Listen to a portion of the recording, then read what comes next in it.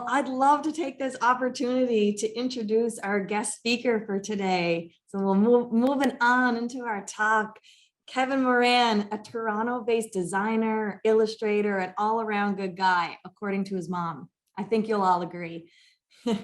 Kevin works both full-time for ad agencies and startups while also working with some notable brands like Spotify, Nike, Uber Eats. He calls this a side hustle. During his 10 years in the biz, he's had the opportunity to work with a number of clients all around the country and even the world, and has even had some work published in some real life magazines. His illustration brand, Smelly Trees, pushed the boundaries of illustration with style consisting of geometrically sound visuals paired with fun colors and quirky graphics that are hard to forget. When he's illustrating for clients, when he isn't illustrating for clients, I should say, he teaches a few design classes at 2 local Toronto colleges.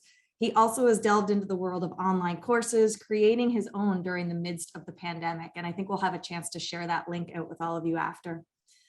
His colorful, bold illustration style matches his bubbly, I would call effervescent personality, and his passion for pushing the boundaries of graphic design. We'd love to give Kevin the stage here, give him a warm welcome in the chat, and we can't wait to hear what Kevin has to say. From his words to yours, we know there'll be some inspiring things to share. Thanks, Kevin. Stage is yours. Hi, everybody. Thank you so much for that intro, Carla. It was amazing. I'm so excited to be here. Let me go ahead and share screen here because it is a prop of mine for this talk this morning. You're going to see a horse farting right now.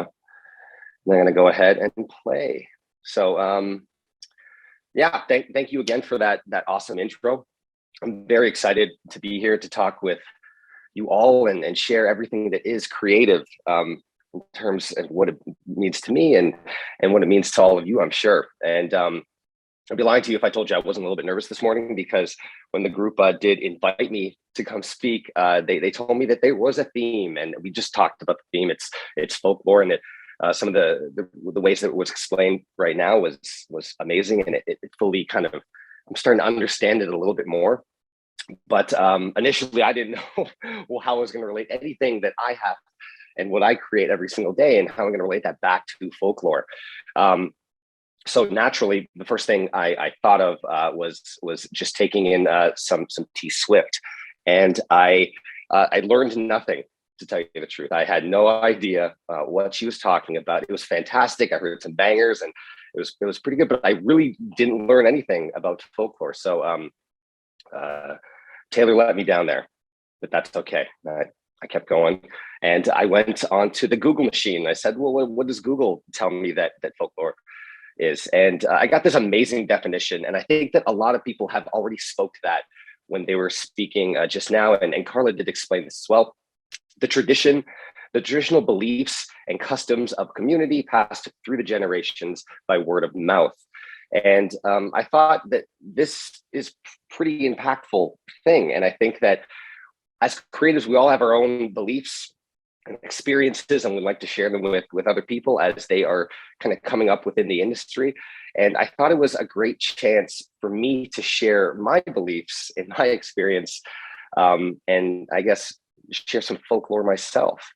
And what I'd like to share is do work to get work you want. And I know there's my copywriting friends, they're on this call. I'm sure they're all rolling their eyes really, really hard and throwing it up in their mouths right now.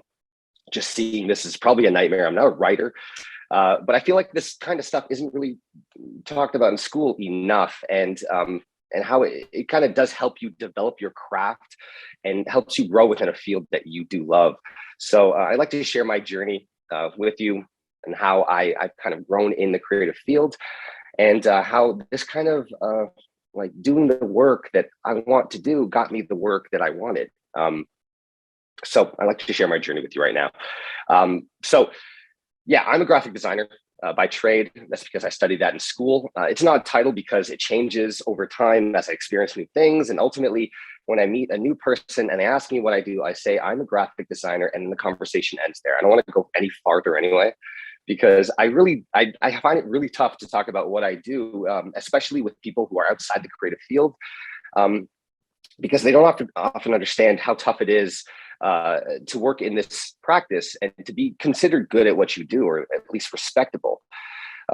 So I'm a graphic designer, and I like to keep it that way. But it wasn't always like that. So I did go to school for graphic design. And while I was in school, I had this professional practice course where they talk about networking, interviews, resume building. This is a real live, not live footage, but this is footage from that class where they actually had me interviewed and recorded. I held on to it because even though I'm really getting sweaty just looking at it, I think I have a faux hawk there. But they basically give you direction on where to go in the creative industry, and they'd ask you what you want to do. And when they asked me what I wanted to do, I told them I wanted to be in illustration. I wanted to be an illustrator, but I also wanted to work within a creative team. And back then, this is unheard of. So the response was really, really quick and immediate. They told me, you won't work in a studio as an illustrator. And I'm sure that they were just being realistic. They weren't looking to shatter my dreams or anything. They're just saying, that's not how this works. You have to do graphic design stuff, and that's going to really kind of help you do other things. So I just took it and I said, okay, that's fine. I'll just keep trucking along with all my graphic design stuff, and I'll see what's going on. Right. At the time, I was in the service industry. I was bartending and serving on the side while going to school. And I spent all of my nights in this bar, and it was just it was eating away at my soul. I really loved it, but at the same time, I was getting drained because I was going to school during the day. I was going to the bar every night, and it wasn't how I thought reality was. I thought you'd just go and hang out in a building between the hours of 9 to 5 o'clock, and that would be your day. And then the rest of the day would be to you, and you could do whatever you want. Spoiler alert, that's not how it ended, but I'll take you through that in a bit. So I took the very first job that was offered to me right out of school. As soon as somebody offered me something, they're like, I'd like you to take this job, I took it. Didn't care what the price was. I didn't care what I was getting paid. I just took it. And it wasn't too far from home. It was a job out in Thornhill. I'm not sure if there's any Thornhill promenade goers out there. I'm going to get sidetracked for a bit to talk about what Thornhill is. What is Thornhill? I don't even quite know. If anybody else is from Thornhill, was a very weird thing because it said Thornhill on your mail, but you were basically, all you would see is Vaughan signs and Markham signs. All your friends were from Richmond Hill, and all your friends were from North York, and everything was in Toronto.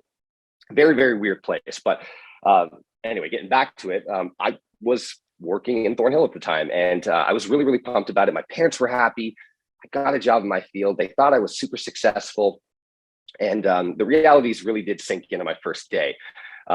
This is the building that I was working in at the time. It's this red building oozing with creativity and potential. And I was fooled. I was bamboozled. It was kind of a weird situation because I met with the person at coffee shops. I never really even thought about it. I was so young. I didn't really think about going to the place that I was going to be going for the first day and checking it out.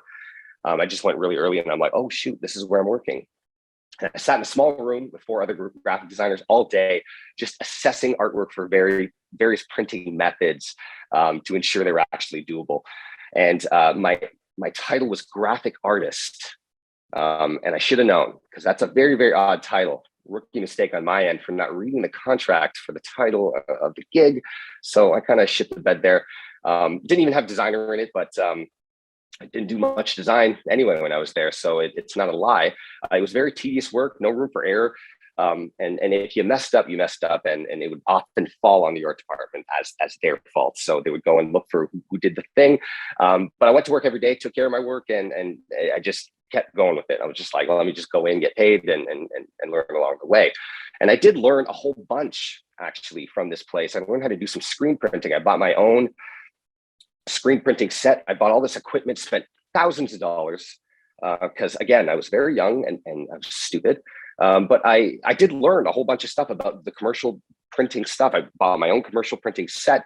I set it up in my parents' garage, and I started doing some cool stuff. And actually, and that's that red table that you're seeing there on the right there. I'd like to give a quick shout out to Zellers.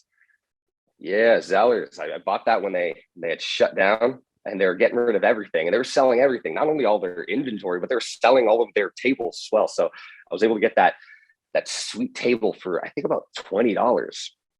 So shout out to Zellers. Not only they have a dope ass logo and cheap undershirts, but they also kickstarted my creative career.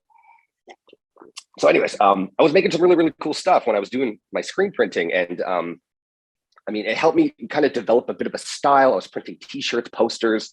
I was using these very chunky lines. And it was helping me at least do something that I wasn't able to get from my full-time job. So let's get back to my harsh reality. My miserable existence at this building continued. And I was living within these four walls for a very long time. And it was eating away at me. I would continue to work at nighttime, trying to do my screen printing stuff and just doing any kind of illustration work or design work that I came across. And then I'd go to this building during the day. And it was getting to a point where they were even asking us to do overtime, and you'd feel like an asshole for not doing the overtime because you'd be just leaving at 5 o'clock and then everybody else would be just hanging out in that room still. So you'd have to do it. And I was just basically putting in more hours and not really getting or building upon any marketable creative experience that I had. Alongside, actually, with that as well, I was very, very clumsy. I was very accident prone. I was really, really into sports, but I sucked, obviously, judging by these pictures. I kept breaking bones, and I was injuring myself all the time. And I was also getting a lot of weird things happen to me. Like I was constantly bumping into like poison ivy, and I would get like this weird kind of flare up on my arms, and I sometimes got on my face. I had shingles at a very young age, and I wasn't able to work. But my employer was really cool with it, probably because they could have replaced me with anybody. But I frankly think they should have fired me because I missed a total of 3 months of work that I should have been there. So totally, like I was very, very grateful that they kept me on because I did have a chance to still go in and get paid. They didn't pay me when I was off, but when I went back, I still had a job to go to earn some money. And I was able to still build upon my craft. And obviously we know as a graphic designer, this stuff is expensive, right? So, and speaking of expensive, I had this computer, right? My best friend at the time. Pew, pew, pew, pew. I spent my days and nights on this thing, especially when I broke all my bones. I'd just be in bed trying to mend up. And I just watched tutorials and just used Adobe Illustrator and Adobe programs. And at that time, when I was really, really getting into it and starting to build on my work with my printing stuff, Dribbble had hit the scene. And it allowed me to kind of build up like a miniature portfolio just to share things. And if you don't know what Dribbble is just basically very small shots of things that you're working on at time. And it was a bit like a networking device as well. So you would be able to go on there, share with people, comment on work, and then also just engage with other people and take that conversation on Twitter and email and stuff like that. And it had a hire button that would allow me to get a few side jobs as well as I was kind of pushing through. And I continued to build out my style, and I was able to do my thing and share my work with the world. And I just kept doing stuff that had nothing to do with anything. I would just make icons. I was kind of cornering the icon market at the time, but I was also trying to make them into larger illustrations. And as I was doing this, I built up a bit of portfolio, and I was able to escape the red building, the dreaded red building. And I became a graphic designer. I was working within a team. I was obsessing over process, and I was able to just pick people's brains to get things and steal a bit from their process and kind of start developing my own process. I'd done a few jobs there, and then I eventually, my wife and I, well, my girlfriend at the time, we relocated to the city. This is what the skyline looked like. I don't think it looks like this anymore, especially from the Gardner. But yeah, we moved to the city. My wife was also working in the city at the time, so we wanted to be closer to work. Plus, it did give me access to other networking events from companies like Shopify, WeWork. They're always putting together all of these big events at their new studio and inviting everyone to come. So it allowed me to go and meet more creative people. And also, I mean, it was really, really expensive. I was doing my graphic design work at nighttime, and then I was just picking up any kind of Dribbble jobs that did come in, and I was doing blog posts and any kind of icons for any startups that were in Toronto. But I continued to just keep pushing and doing work on the side to see how I can make more of my somewhat illustrative career. 2 years passed and nothing was happening. I did some quick jobs here and there, but it was kind of, it was getting kind of stale. Nothing was really happening. I was doing a whole bunch of blog images for people, and I wasn't really building upon any kind of creative stuff or doing any illustrations that I could be super duper proud of. So I eventually got into a postcard game through a friend. He was telling me to say, he's like, send all these postcards, man.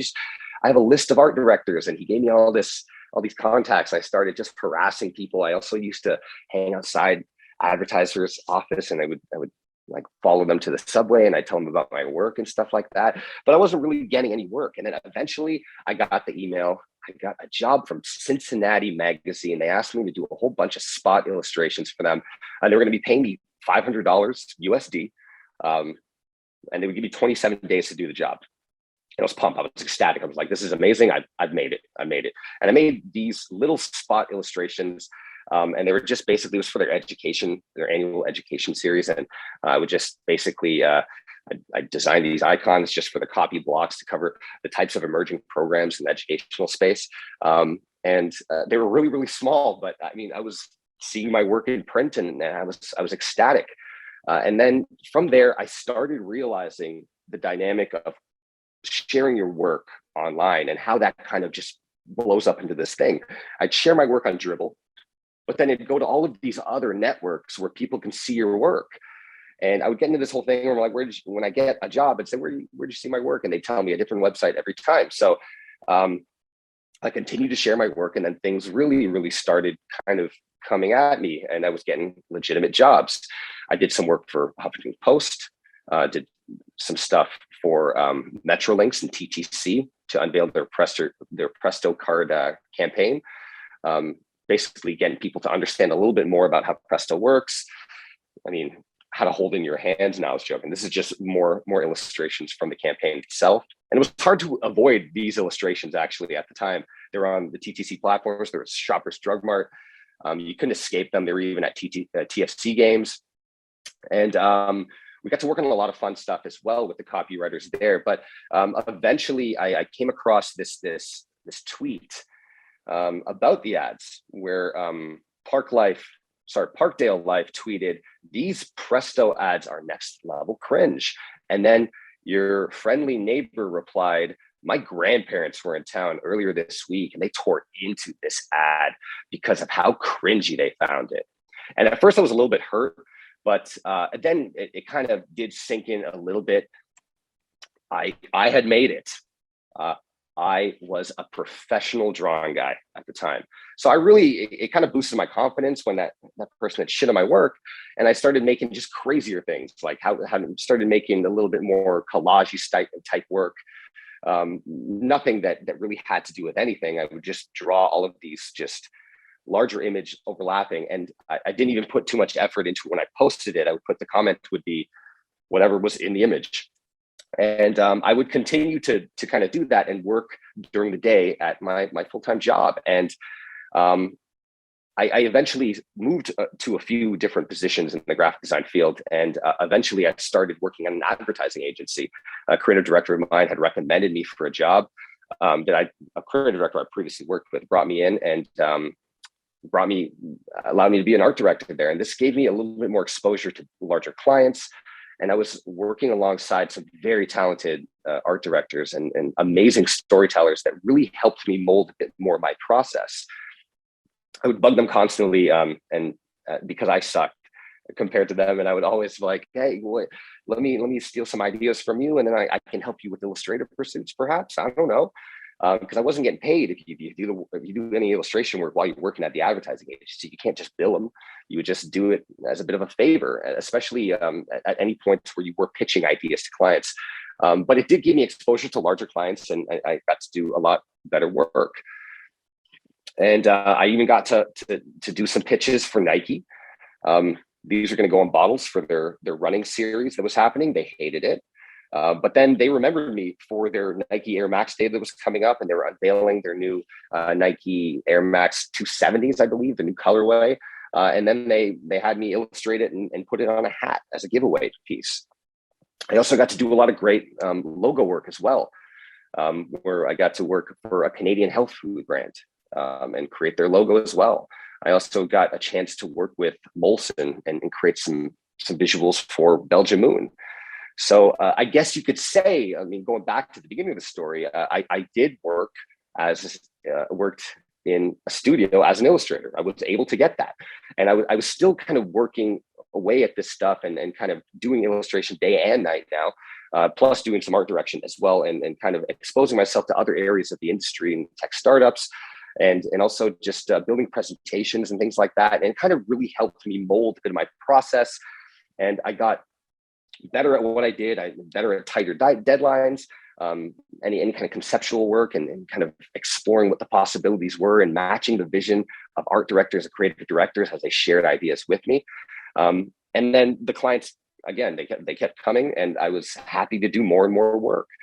A friend of mine, Seth Witten, my internet friend, he was working with Spotify at the time, and he's like, "Yo, can you help us make a Christmas card or a holiday card?" I'm like, "For sure." And I got a chance to play around with their little internal kind of monsters that they use for some communication pieces. And when I did that, that led me to also help them with their customer advisory event, where I got to take my collage kind of style and brand that event. And that went into a lot of name badges, as well as some takeaway buttons, say that they have an opinion, they participated in the event. I even got a job working with the Strumbellas to help them with their single salvation, which was an honor. They loved the single so much, and I did some posters for them. They even had me design their word mark for their 2019 tour, which was super awesome. I had a chance to work with Fast Company as well, and I was oozing. I got a lot of great work under my belt, and as I was sharing more work and more, I guess, higher level clients, more jobs would come at me. And that's, again, when it solidified it. I made it. I was a professional drawing guy. I'd done it. Now, I won't say that it's amazing every single time. Like there are ups and downs to the every day that I was doing this, but I continued to work on my practice. If I did have some spare time, I would always continue to do work and share it with my network, and share it with the community. So whether it was me drawing my stuff that I was going outside with that day, whether it was the coffee cups that were piling up on my desk during the pandemic, some smelly 420s that I had to throw out because we're doing some spring cleaning, a cat drinking and smoking, or a head full of shit, or even just something super duper trippy, I was sharing work that I loved to do. And that brings me full circle to everything that I was trying to share, and a little bit of folklore that I want to share with you. And if I could kind of sum this up with 4 key takeaways, I would say, in order to kind of succeed at this kind of stuff, I would say do work, share it. I don't think your work exists until it's on the internet. It's a very weird thing, but I think it's very true that what you're doing doesn't matter unless it's on the internet. Find people like you, whether it's super specific to what you're doing, or if it's just a creative person that you can kind of bounce ideas off and share some really, really cool thoughts with. Anybody who understands your thing, definitely find your people. Use your time wisely. Time's a weird thing, especially during a pandemic. It'll go by really, really quick. And I know that we all love crushing the latest series like Bad Vegan or whatever the new thing is, someone getting swindled out of their money. There's a lot of wasted time there. So if you can take your computer with you and kind of watch that content, maybe that's a better use of your time. But learn to say no to some of the other things that could potentially be getting in the way of your dreams. And then be ready. That opportunity is going to come. You need to be ready to drop whatever it is to be able to deliver and get what you want. And that's it. Thank you so much.